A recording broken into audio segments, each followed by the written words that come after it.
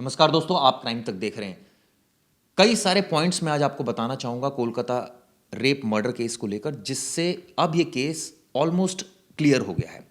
Supreme court में आज status report file की गई, बहुत सारी चीज़ें क्लियर हो गई। पहली बात, सीबीआई ने कहा कि ये अभी तक की जांच से ऐसा लग रहा है कि गैंग रेप का मामला नहीं है।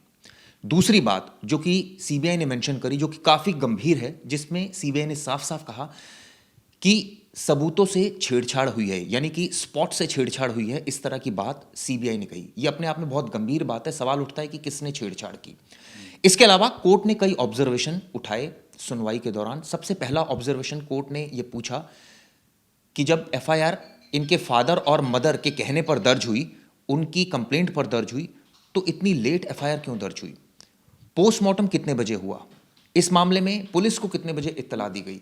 ये सारी टाइमलाइन आज खुलकर सामने आ गई सुप्रीम कोर्ट में। गोपाल जी, पूरी टाइमलाइन के बारे में अगर मैं आपसे जानना चाहूं, करीब करीब लड़की की मौत से ही शुरुआत करते हैं कि रात का वक्त जब लड़की सेमिनार हॉल में थी, उसके बाद कितने बजे के आसपास उसके साथ ये वारदात हुई, आरोपी कितने बजे के आसपास निकला, पुलिस को कितने बजे के आसपास इन्फॉर्म किया गया, ये सारी चीज़ें बताइए। देखिए, ऐसा है कि जो अभी तक की जो रिपोर्ट सामने आई और सुप्रीम कोर्ट में जिस बात को रखा गया है कि सुबह 6 बजे के आसपास बॉडी देखी गई, यानी उससे पहले रात में 3 बजे 4 बजे के आसपास घटना को अंजाम दिया जाता है और उसके बाद सुबह 6 बजे पहली बार बॉडी देखी जाती है। बॉडी देखने के बाद सबसे पहले करीब 7 बजे के आसपास इस घटना के बारे में उस समय के प्रिंसिपल संदीप घोष को बताया जाता है। 7 बजे के बाद संदीप घोष 8 बजे के आसपास हॉस्पिटल आते हैं और आज जो फाइंडिंग्स आई है, जो सुप्रीम कोर्ट में बताया गया है कि करीब 10:10 पर पुलिस ने डीडी में एंट्री की थी, यानी कि जो डेली डायरी उनकी होती है, केस डायरी, उसमें एंट्री की थी अननेचुरल डेथ के तौर पर। इस खबर, यानी कि पुलिस के पास खबर पहुंची 10 बजे। अब 7 बजे बॉडी के बारे में प्रिंसिपल को पता चल रहा है और 7 बजे से लेकर 10 बजे तक वो क्या कर रहे थे, इस बात को लेकर सुप्रीम कोर्ट में भी सवाल उठा। ठीक है, उसके बाद पुलिस ने, अब यहाँ पे इसके बाद की जो टाइमलाइन है वो थोड़ी सी कहते हैं कि कंफ्यूजिंग भी है और उसको लेकर तमाम तरह की जिरह हो रही है। पहली एक कल तक जो बात चल रही थी, सामने आ रही थी कि इसका जो पोस्टमार्टम है वो 1:30 बजे के बाद और 4 बजे तक हुआ है। और ये बात कपिल सिब्बल ने एक सुप्रीम कोर्ट में कल कही थी। मतलब जब सुनवाई थी कल मंगलवार को, बुधवार को, कल बुधवार को सुनवाई हुई थी पहली बार। नहीं, बुधवार को नहीं सर, एक दिन पहले सॉरी। तो जब सुनवाई हुई थी तो उस समय उन्होंने बाकायदा जस्टिस पारदीवाल ने बाकायदा पूछा था कि क्या इसके बारे में आपकी क्या फाइंडिंग्स है या आपको क्या क्या पता है। तो उन्होंने जब बताया था कि पोस्टमार्टम इतने बजे से इतने बजे तक हुआ, यानी उन्होंने 2 बार इस बात को, चूँकि ये सारी चीज़ें वीडियो रिकॉर्डिंग पर है इसलिए देखा जा सकता है कि उन्होंने 1 बजे के बाद और 4 बजे से पहले तक का टाइम बताया था कि इसके बीच में पोस्टमार्टम हुआ है। मगर जो पोस्टमार्टम की जो रिपोर्ट आई उसमें जो टाइमिंग लिखी थी वो लिखी थी 6:10 से लेकर 7 बजे तक, यानी कि पोस्टमार्टम शाम को हुआ। तो ये टाइम जो फर्क आया, इस फर्क को लेकर ऑब्जेक्शन क्रिएट हुए। आज जो फैक्ट्स सामने आए उसके आधार पर हम क्या माने, कितने बजे पोस्टमार्टम? आज के जो फाइंडिंग्स है, जो आज सुप्रीम कोर्ट के सामने रखा गया, उसमें बताया गया कि 6 बजे से लेकर 7 बजे के बीच में ये पोस्टमार्टम हुआ है। उसके बाद 8:30 बजे के आसपास लड़की की बॉडी को माता पिता को सुपुर्द कर दिया गया अंतिम संस्कार के लिए। और अंतिम संस्कार के इस सुपुर्दगी के बाद रात में 11:45 पर, यानी 11:45 बजे एफआईआर दर्ज की गई है। अच्छा, अब इसके बारे में जब कपिल सिब्बल से पूछा गया कि कोलकाता पुलिस के बारे में कि आपने एफआईआर दर्ज करने में इतना डिले क्यों किया, तो उसके बारे में उन लोगों की जो अपील है या प्ली है, वो ये प्ली ले रहे हैं कि साहब शुरू में हमने अननेचुरल डेथ के बारे में इसको रजिस्टर किया था, तो उसके जब जस्टिस ने कहा कि ये तो रिपोर्ट है, एफआईआर कहाँ है? तब एफआईआर के बारे में क्लियर किया गया कि वो रात में 11:45 पे दर्ज हुई है। तो मतलब कोर्ट ने ये ऑब्जर्वेशन दिया कि आपने एफआईआर दर्ज करने में इतना डिले क्यों किया? तो ये सारी चीजें जो है वो चौंकाती हैं। दूसरा, एफआईआर दर्ज की गई है माता पिता के नाम से, लड़की के माता पिता के नाम से। अब लड़की के माता पिता के नाम से अगर एफआईआर दर्ज की जा रही है तो फिर पुलिस ने, जो पुलिस को पता चल गया तो उसने क्यों नहीं दर्ज किया? ये बात ऑब्जर्वेशन के तौर पर सुप्रीम कोर्ट ने कही है कि आखिर ऐसा क्यों, ये डिले क्यों है? ये डिले जो है वो सरप्राइज कर रहा है और डिले परेशान कर रहा है।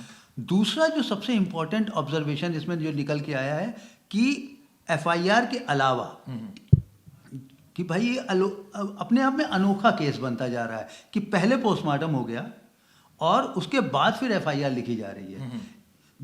और अभी आपने खुद इस बात को ऑब्जर्व किया कि इस पूरे मामले में अननेचुरल डेथ का उसने रजिस्टर पहले कर लिया पुलिस ने, यानी वो एक तरह से बच गए। और सुप्रीम कोर्ट का कहना है कि अगर ये अननेचुरल था तो आपने पोस्टमार्टम, अननेचुरल नहीं था तो आपने पोस्टमार्टम क्यों कराया? तो इसको लेके एक अलग तरह की जिरह चली। शुरुआत में क्या पुलिस की तरफ से ये दलील दी गई थी कि ये नेचुरल डेथ थी इसीलिए? नहीं, इसमें पुलिस या उनके पास कोई ऐसा रिकॉर्ड नहीं था तो कोर्ट हो लगा सकता कि ये नेचुरल डेथ है देखिए, तो आपने पोस्टमार्टम क्यों पुलिस करा ने यहाँ पे बहुत स्मार्टली प्ले किया है कि पुलिस ने जो पहली रिपोर्ट दर्ज की है उसमें अननेचुरल डेथ ही रखा है, यूडी रखा है। तो उससे वो कहीं ना कहीं अपने आप को सेफ जोन में ले गई कि हमने तो अननेचुरल डेथ किया इसलिए पीएम हमने करवाया।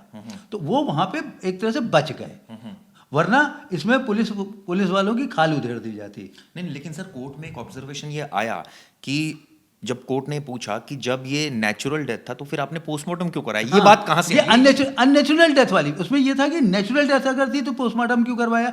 ऑब्वियसली, यानी कि कोर्ट ये जानना चाहता है कि आपको प्राइमा फेसी क्या लगा है। अगर आपको यूजुअली हम इस तरह की इन्वेस्टिगेशन में सर देखते हैं जब पुलिस को दिख रहा है कि एक बॉडी पड़ी है yes. तो वो अननेचुरल ही है, ये वो नेचुरल तो नहीं है, वो तो दिख रहा है। तो जब शुरुआत में अननेचुरल, तो नेचुरल सी बात है कि वहां पोस्टमार्टम होगा, इसमें तो कोई बात ही नहीं है। और पोस्टमार्टम होगा तो उसके बेसिस पर फिर आगे के प्रोसीडिंग्स होंगी। बिल्कुल।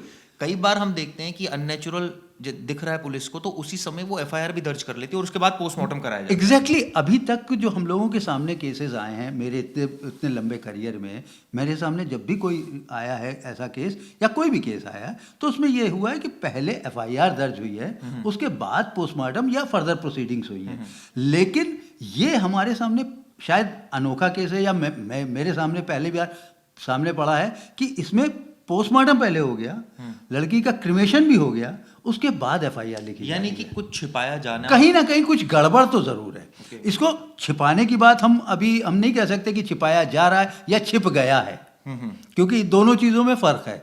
छिप गया, अब उसी को कवर अप किया जा रहा कि अब ये अगर खुल जाएगा तो हमारी बहुत सी चीजें खुल जाएंगी, हो सकता है ये। लेकिन जो सबसे ज्यादा दोस्तों चौंकाने वाली बात है वो ये है कि जब लड़की की डेथ हो गई, अस्पताल को पता चल गया तो 3-4 घंटे जो समय जो है उसका अस्पताल प्रशासन पर आरोप यही लग रहा है कि उन्होंने ड्रेसअप किया। और आज सीबीआई ने दलील दे दी कोर्ट में, सॉलिसिटर जनरल ने साफ साफ कह दिया कि छेड़छाड़ हुई है स्पॉट से, यानी कि साफ है कि कहीं ना कहीं जो अब छेड़छाड़ कौन करेगा, उसके पीछे मकसद क्या है।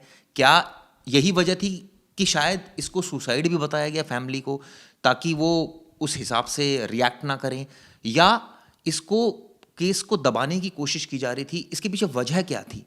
क्या कुछ और इसके पीछे कोई और लोग शामिल थे? देखिए इसमें चिराग, इसमें एक चीज़ बड़ी इंपॉर्टेंट हो रही है कि जो 3 घंटे का जो टाइमिंग है, ये टाइमिंग बड़ी इंपॉर्टेंट हो रही है। सर अगर ये क्लियर हो जाए कि सबूतों से छेड़छाड़ हुई है तो ये तो किसने करी है, तो अगर डॉक्टर का रोल आएगा तो अरेस्ट करेंगे इसको। वो तो अरेस्ट करेंगे, वो तो अलग बात है। और ऑब्वियसली कि अगर इसमें देखिए अभी तक तो पूरी तरह से चूक और लापरवाही डॉक्टर की दिख रही है, तो इसमें हो सकता है इसी आधार पर भी उसको अरेस्ट किया जा सकता है, इसमें कोई बड़ी बात नहीं है।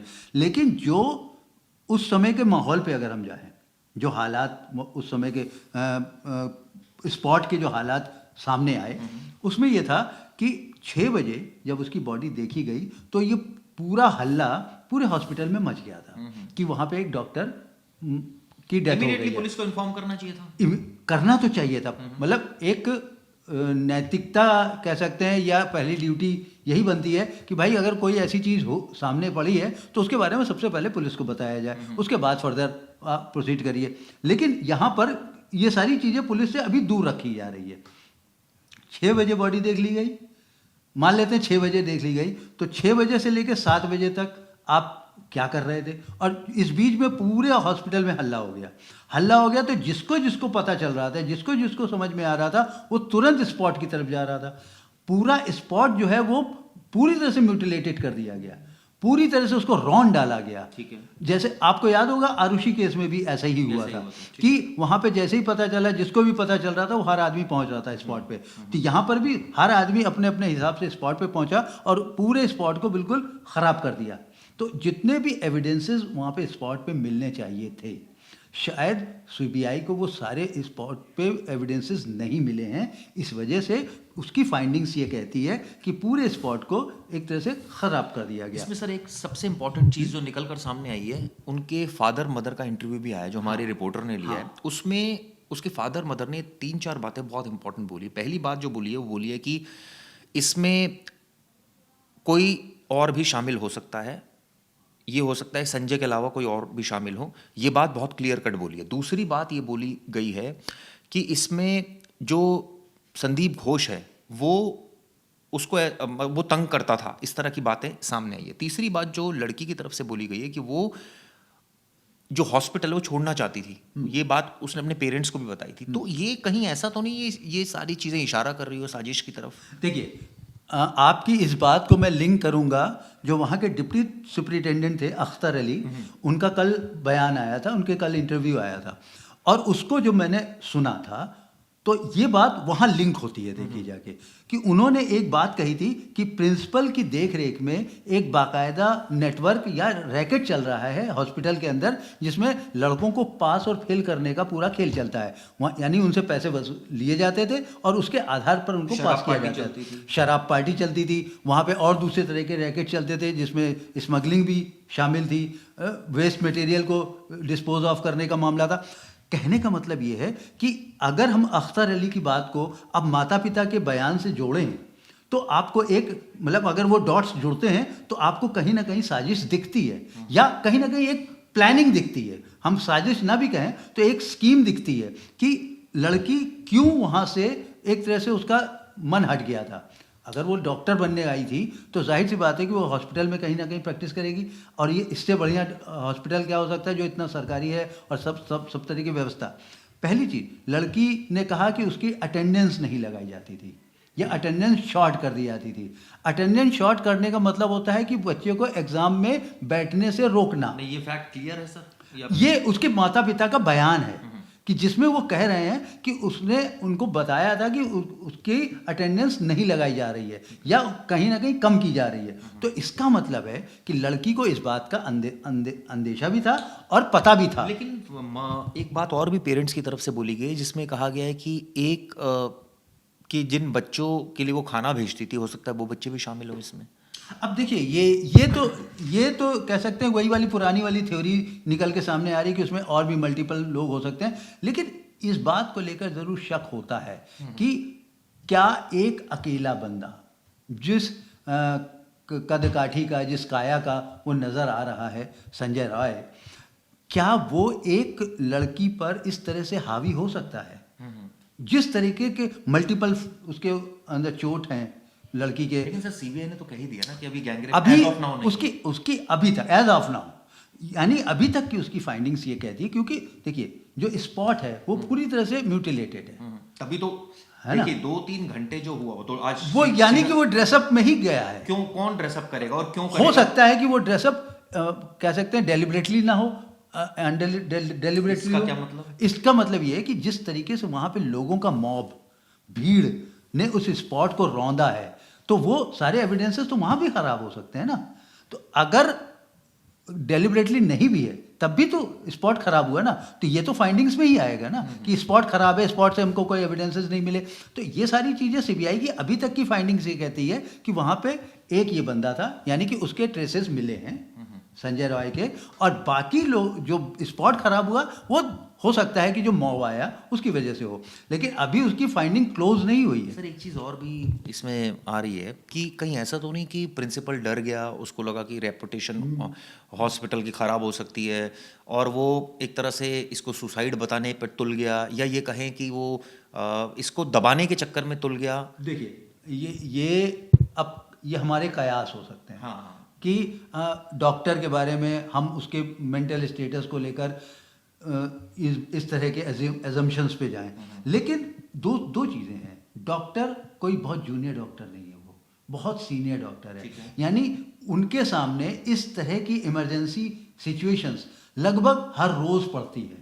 नॉट एग्जैक्टली कि कहीं कोई मर्डर हो गया, लेकिन उनके पास उनके पेशे से जुड़े हुए तमाम इमरजेंसी सिचुएशंस पड़ती हैं जिसको उनको डील करना पड़ता है, टैकल करना पड़ता है। तो वहाँ पे उनका मेंटल स्टेटस स्ट्रांग होगा तभी वो फर्दर प्रोसीड कर पाएंगे। तो अगर हम इसको इस तरह से माने कि डॉक्टर डर गया होगा इसलिए उसने सारी चीज़ों को कवर अप करने के लिए, डरना मेरा कहने का सेंस ये है कि मतलब वो अपनी रेपुटेशन को लेकर, अपने तमाम तरह के कॉलेज की इज्जत को लेकर तमाम, लेकिन मुझे इसमें थोड़ा सा डाउट है। है ना कि डॉक्टर का मेंटल स्टेटस इस तरह से शेक करेगा, ऐसा मुझे नहीं लगता। लेकिन फिर भी गॉड नोज कि क्या हो सकता है। हाँ, ये ज़रूर हो सकता है कि डॉक्टर ने बहुत सी चीज़ों को कवर अप करने के लिए अपना टाइम बाय किया। वो टाइम बाय कैसे हुआ, किसके ज़रिए हुआ, या वहाँ पे किस तरीके से सिचुएशन को वो डील करने के लिए उसने मतलब एफर्ट नहीं किए।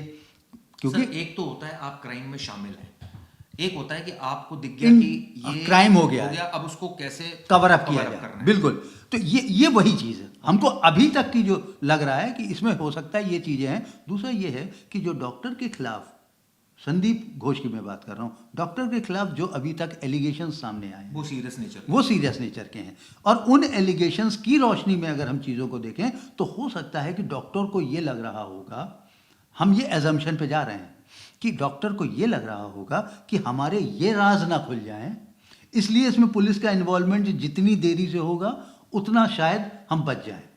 हो सकता है, मैं एज्यूम कर रहे हैं, या हम ट्विस्ट कर दें इसको, या हम किसी भी तरह से सुसाइड कर दें, या किसी भी तरह का दूसरा अगर हम इसको कलर दे सकते हैं तो हम उस कलर में हम इस चीज अपने जो पुराने हमारे ब्लैक स्पॉट्स हैं कि वो हम किसी तरह से छुपा ले जाएंगे। मगर अब ये बात तो कोई भी गुनहगार को नहीं पता होता ना कि हम किस वजह से पकड़े जाएंगे। तो हो सकता है कि अब डॉक्टर की यहाँ पे देखिए, अभी तक तो सीबीआई की इंक्वायरी में डॉक्टर की लापरवाही साफ साफ निकल के आ रही है। वो तो देखिए, वो तो आज कोर्ट ने बोल दिया, खुद ही सीबीआई ने इस बात को मेंशन कर दिया कि स्पॉट से छेड़छाड़ हुई है। तो कौन करेगा भाई स्पॉट से छेड़छाड़? भाई आपका कौन करेगा? आपका प्रमाइसेस है, आप वहां के मालिक हैं, आप वहां के मेडिकल सुपरिटेंडेंट हैं, आपकी कस्टडी में वो लड़की, एक तरह से कहा जाए आपकी प्रमाइसेस में सेमिनार हॉल में उसकी डेथ हुई है, आपने क्यों इन्फॉर्म नहीं किया इतनी घंटे तक? तो ये बहुत सारी चीजें एंटी तो जा ही रही है, बहुत क्लियर कट है। तो वो सारी चीजें हैं, और वही कि अपने ब्लैक स्पॉट छुपाने के चक्कर में वो इन सारी चीजों के लिए टाइम बाय करता रहा, और अब जाके इसीलिए उससे लगातार 74 घंटे से पूछताछ हो रही है, लेकिन अभी भी वो सारी चीजें क्लियर नहीं है। आपको बता दें कि अब उसकी एसयूवी जो गाड़ी है उसको जब्त कर लिया गया है। उससे बहुत सी ट्रेसेस हो सकता है सीबीआई को मिले, कुछ हो सकता है कुछ ऐसी चीज़ें मिलें जो इसके लिए एविडेंस का काम करें।